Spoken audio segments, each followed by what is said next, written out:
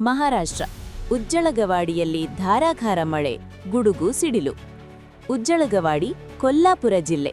ಮಹಾರಾಷ್ಟ್ರದ ಕೊಲ್ಹಾಪುರ ಜಿಲ್ಲೆಯ ಉಜ್ಜಳಗವಾಡಿಯಲ್ಲಿ ಗುರುವಾರ ಸಂಜೆ ಧಾರಾಕಾರ ಮಳೆ, ಗುಡುಗು ಮತ್ತು ಸಿಡಿಲು ಸಹಿತ ವರುಣನ ಅಬ್ಬರ ಕಂಡುಬಂದಿದೆ.